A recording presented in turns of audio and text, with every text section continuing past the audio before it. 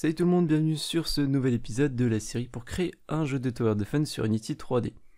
Oui, cet épisode sort un mercredi, alors forcément si vous regardez cette vidéo très longtemps après sa mise en ligne, ce que je vais dire n'a absolument aucun intérêt, mais si vous regardez cette vidéo peu de temps après sa sortie, j'ai effectivement prévenu sur Twitter et sur Discord comme quoi le rythme d'upload de la série Tower Defense devrait s'accélérer. Au lieu d'avoir une vidéo par semaine le samedi, on devrait passer à 2 vidéos par semaine. Donc en théorie, une vidéo de cette série le mercredi et une autre le samedi. Les jours peuvent varier, mais on devrait passer à un rythme d'upload plus important et plus régulier. Bref, passons à l'épisode d'aujourd'hui. Aujourd'hui, on va se concentrer sur la construction. On va donc aujourd'hui faire en sorte de pouvoir faire apparaître une tourelle sur chacun des nodes qu'on a dans notre scène. Ça va être un gros morceau, donc on va s'y mettre tout de suite. On va aller dans Prefab, on va sélectionner la node, et on va ajouter un component qu'on va simplement appeler node. Et ça va simplement être un script en C#. Une fois que vous avez créé ce script, vous allez directement pouvoir l'ouvrir dans Visual Studio. Ce script node, il va être responsable de pas mal de choses concernant la node. Il va garder une trace de l'utilisation de cette node, c'est-à-dire que le script saura en permanence si on a déjà construit quelque chose sur cette node. Donc s'il y a déjà une tourelle par exemple, eh bien on ne pourra pas en construire une autre par-dessus. Ce script il va aussi avoir la responsabilité d'un effet visuel pour l'utilisateur, pour que l'utilisateur sache qu'il puisse construire quelque chose sur cette node, qu'il puisse interagir avec. On va faire en sorte de faire une petite animation, un petit changement de couleur au moment où l'utilisateur passe la souris par-dessus l'objet. Donc lorsqu'on va passer la souris depuis l'onglet Game sur un node, et bien le node il passera en gris clair par exemple, ou en gris foncé, histoire qu'on voit qu'on peut effectivement cliquer dessus, on peut interagir avec. Et ensuite, si on clique dessus, on fera simplement apparaître une tourelle. Allez, on va commencer par cette histoire de visuel, donc on va enlever les systèmes collection. Et pour ce système de visuel, on veut simplement détecter quand la souris est sur la node, lorsqu'on passe la souris sur l'objet. Donc on va créer une fonction callback, une fonction qui existe au même titre que start et update, donc c'est une fonction très spécifique à Unity. Elle s'appelle onMouseEnter. Donc lorsque la souris va rentrer sur l'objet, lorsqu'elle va survoler l'objet. Une technique très simple pour récupérer un objet et pour changer sa couleur, c'est d'accéder à son mesh renderer, puis à son matériel, puis à la couleur de ce matériel. Donc en gros, si je prends n'importe quelle node dans mon jeu, celle-là par exemple, je vais réactiver le selection wire, comme ça on verra bien laquelle. Donc celle-là ici, on voit dans l'inspecteur qu'on a un mesh renderer, avec effectivement un onglet materials. De base, on a un seul matériel qui est sélectionné, donc c'est le matériel par défaut. Et ce matériel, default matériel, il a une couleur. Et on peut simplement accéder à cette couleur et mettre par exemple du rouge. Et du coup, la node deviendra rouge. On va changer ça dynamiquement via notre script. Donc je vais retourner dedans et je vais simplement donc récupérer le component renderer de mon objet, sachant que ce script est sur la node. Je vais récupérer ensuite son matériel.color et ensuite ici je vais pouvoir assigner une couleur, donc je vais par exemple mettre color.red. Alors il faut savoir que je peux faire getComponentRenderer.material. On peut aussi utiliser materials, mais là vous voyez que j'ai mis matériel au singulier parce que de base on a un seul matériel, donc par défaut Unity sait que le matériel ça correspond à celui-là. Si on en avait deux en revanche, il ne me semble pas qu'on puisse utiliser matériel, ou du moins il faudra modifier un petit peu la ligne pour sélectionner un autre matériel qui est renseigné. Mais bref, nous on va pas faire comme ça. Déjà parce que la couleur qu'on a ici, on va la stocker dans une variable. Ça sera plus simple pour nous de la modifier directement depuis l'inspecteur, et en plus on pourra choisir n'importe quelle couleur.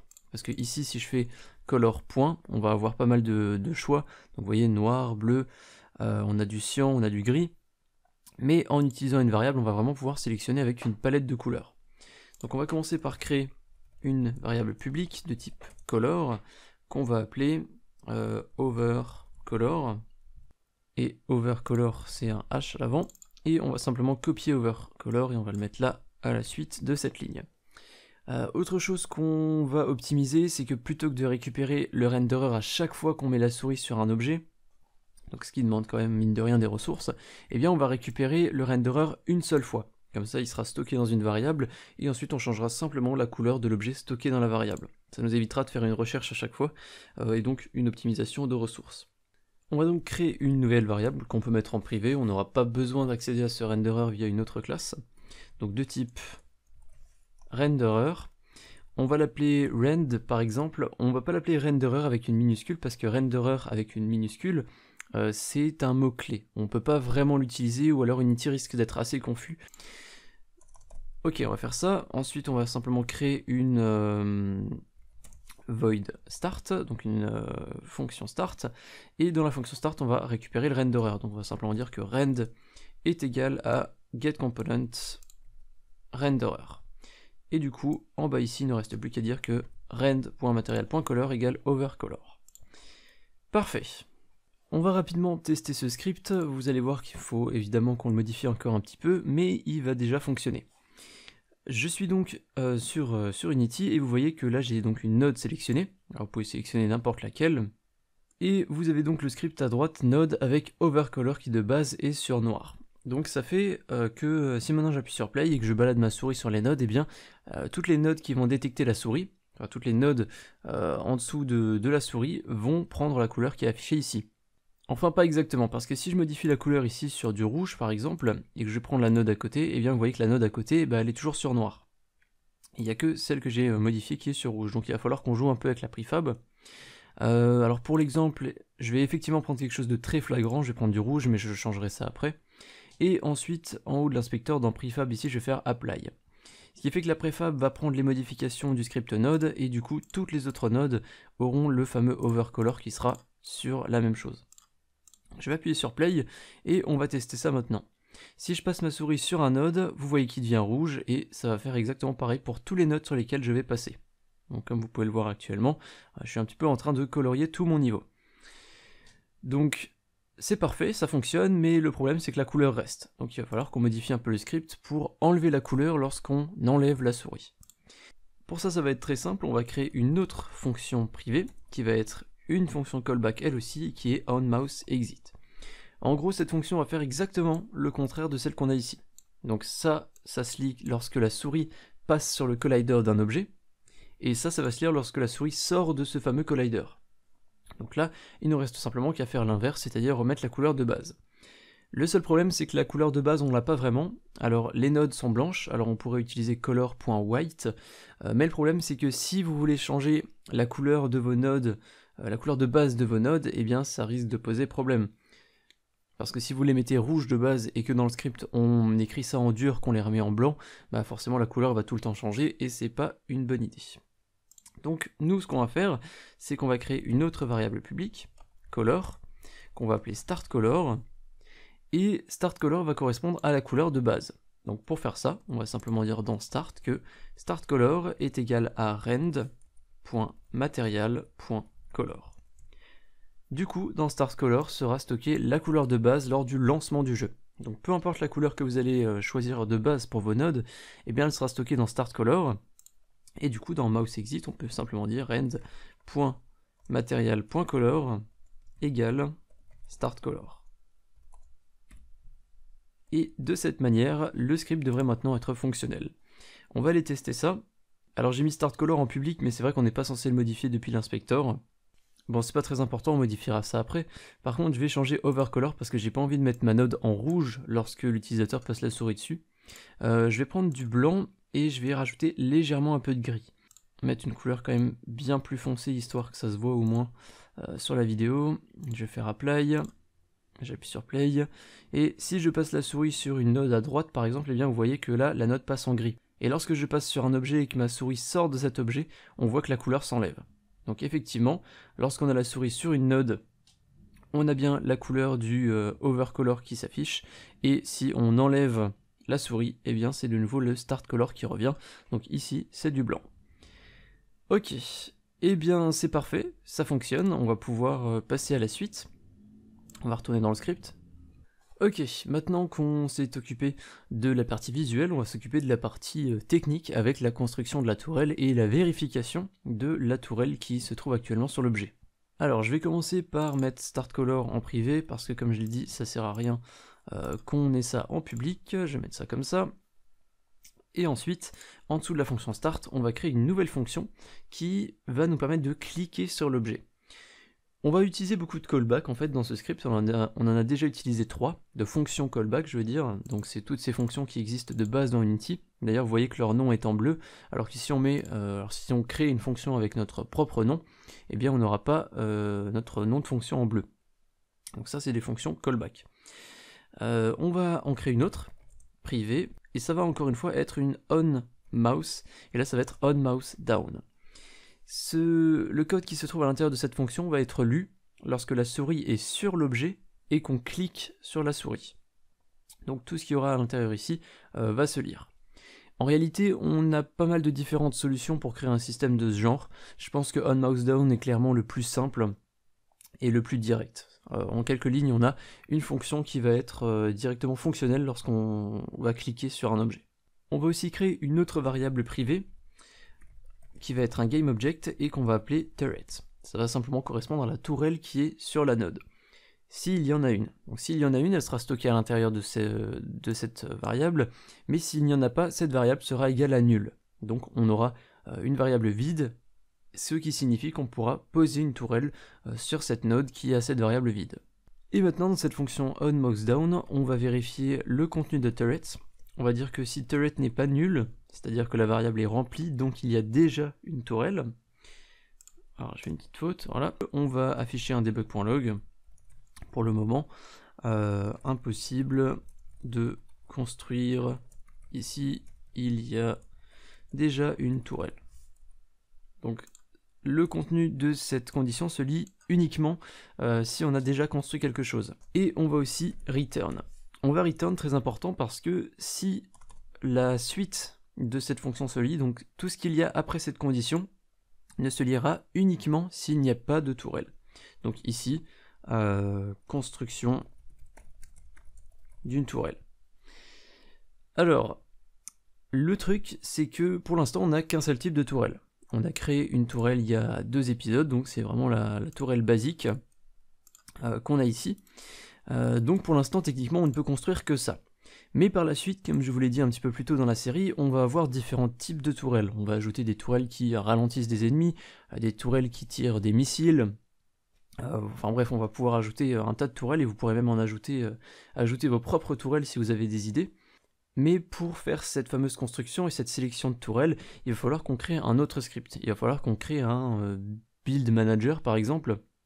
Donc un manager de construction, un script qui va gérer toute la partie construction et sélection de la tourelle à faire apparaître, et on va le faire directement aujourd'hui. Malgré qu'on n'ait qu'une seule tourelle, on va vraiment préparer ce script, on va vraiment préparer le squelette de ce futur gros système, parce que le construction manager, le build manager sera quand même assez conséquent lorsqu'on aura plusieurs éléments à faire construire. Voilà. Donc voilà, on va faire ça plutôt que de faire automatiquement une construction de la tourelle de base ici. On va donc retourner sur Unity et on va créer ce fameux script. Donc on va aller sur le Game Manager, on va ajouter un nouveau component et on va l'appeler Build Manager. Donc le manager de construction, le menu de construction. On va l'ouvrir, ce script il va être assez vide pour le début, mais c'est vraiment le squelette, comme je l'ai dit, ça va vraiment être la base de ce script. On va commencer par créer une variable privée, GameObject, qu'on va appeler turret2build. Cette variable de base, elle sera vide. Et en fait, cette variable elle va changer dynamiquement à chaque fois qu'on changera la tourelle qu'on veut construire. C'est assez difficile à imaginer parce que forcément vous ne savez pas à quoi va ressembler le système de construction plus tard dans la série. Moi je le sais déjà. Mais pour vous faire une idée, on aura simplement nos différentes tourelles affichées par exemple au bas de l'écran. Et on pourra ensuite cliquer sur la tourelle qu'on a envie de construire quelque part. Donc ça va se faire en 2 étapes. D'abord on va cliquer sur la tourelle qu'on veut construire, et ensuite on va cliquer là où on veut la construire. Et en gros cette variable turret2build, elle va simplement contenir la tourelle qu'on veut faire apparaître. Donc au moment où on clique sur l'une de ces tourelles, eh bien c'est la variable turret2build qui va contenir l'objet sur lequel on a cliqué. Donc si je clique par exemple sur la tourelle de base, c'est la tourelle de base qui sera stockée dans cette variable. Si je clique sur la tourelle lance-roquette, eh bien ce sera la tourelle lance-roquette qui sera stockée dans cette variable. Je vais ensuite créer une...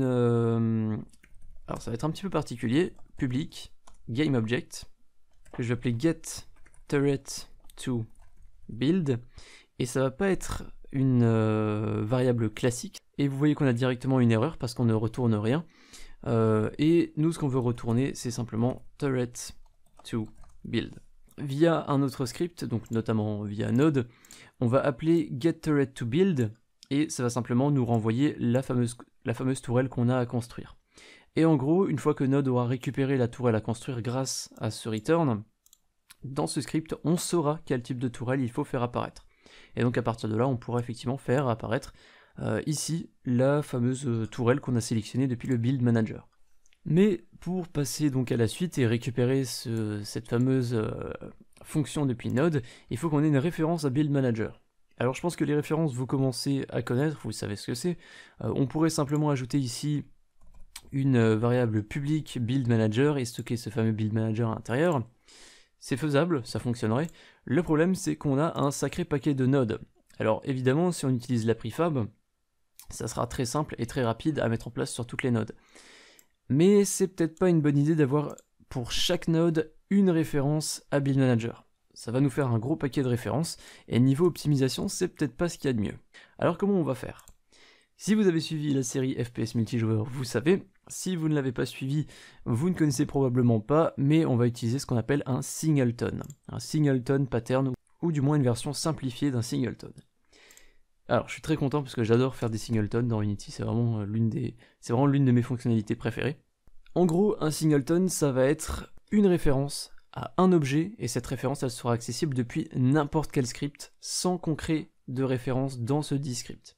Vous avez probablement rien compris parce que dit comme ça, c'est très compliqué. Donc je vais plutôt vous montrer, ça va être beaucoup plus simple. On va créer dans Build Manager une variable publique, statique, qu'on va mettre de type Build Manager, et qu'on va appeler instance.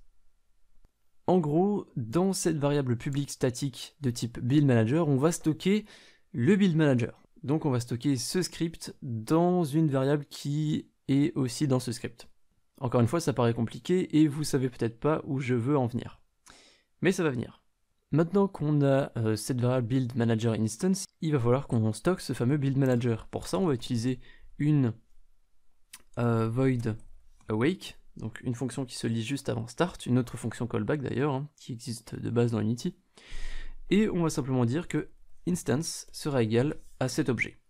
En gros, il faut savoir qu'une variable statique est accessible depuis n'importe quelle classe, à partir du moment qu'elle est publique. Donc lorsqu'on va lancer le jeu, directement dans cette variable instance, on va stocker cet objet, ce build manager, ce script à l'intérieur. Et du coup, vu que ce script sera stocké à l'intérieur d'une variable publique statique, on pourrait y accéder depuis n'importe où dans notre scène. Bref, c'est un moyen très simple d'accéder à un script défini sans avoir à le référencer à chaque fois. Le seul problème qu'on pourrait avoir avec un singleton, c'est s'il y en a deux. Si par malheur, on a deux build managers dans notre scène, eh bien, le premier, il va se stocker à l'intérieur de cette public static build manager, et le deuxième ensuite il va faire exactement la même chose. Ce qui fait qu'on aura en quelque sorte deux fois l'instance build manager dans la scène, ce qui techniquement n'est pas possible. Donc l'un des deux va être désactivé et il va être dans la scène, il va servir à rien.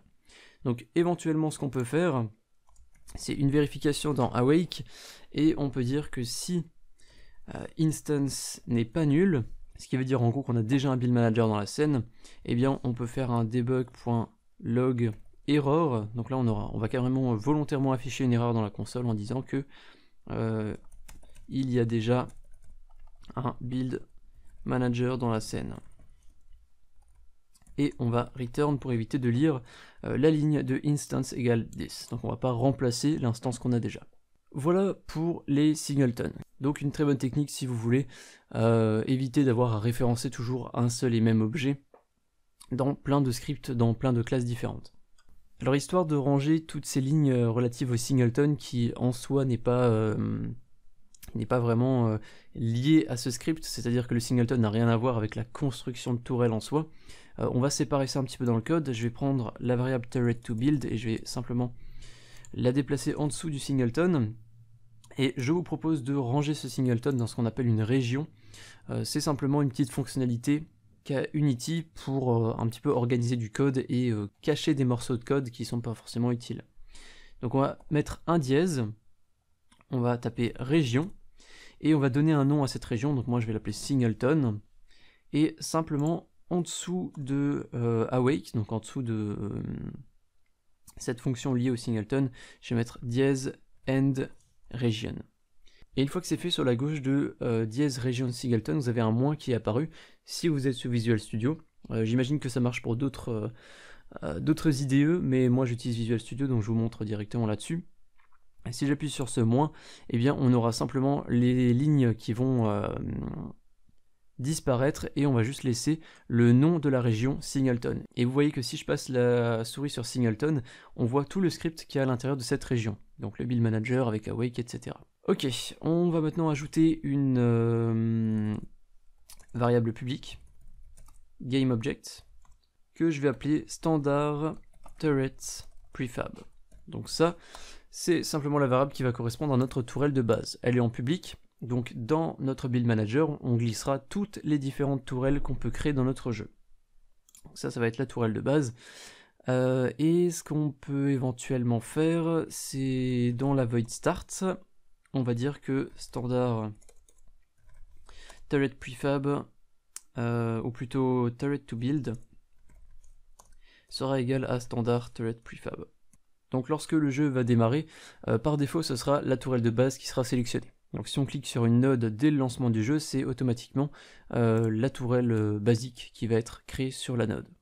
On va sauvegarder tout ça et maintenant on va pouvoir directement depuis le script node récupérer la tourelle qu'on veut construire.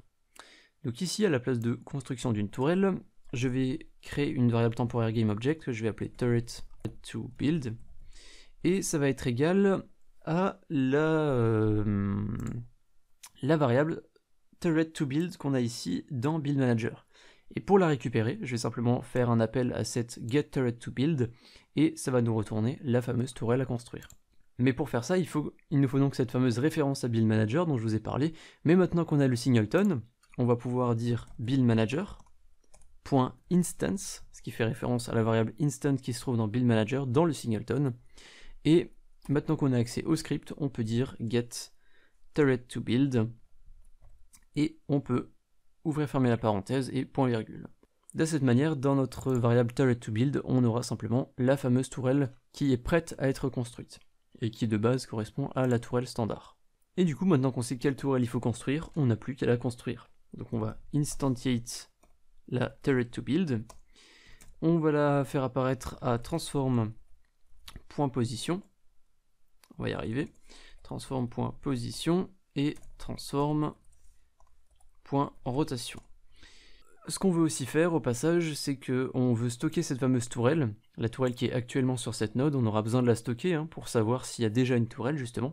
Donc on va dire que turret va être égal à instantiate, etc. Et on va caster ça en GameObject, encore une fois pas obligatoire, mais c'est toujours bien de le faire.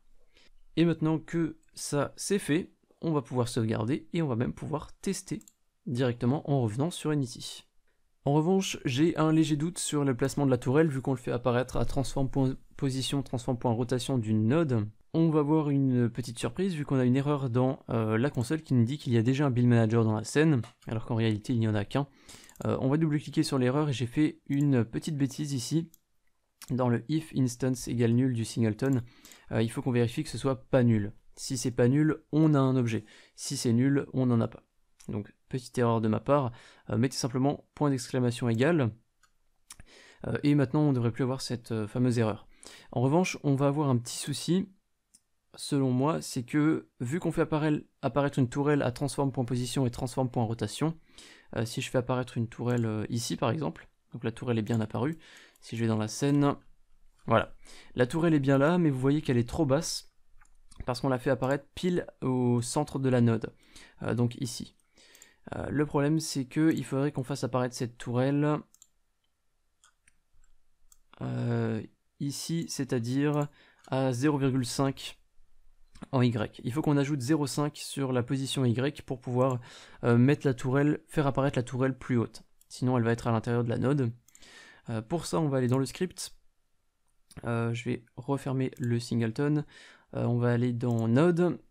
Plutôt que de faire ça directement dans cette ligne, on va ajouter une variable de type vector3 qu'on va appeler position offset.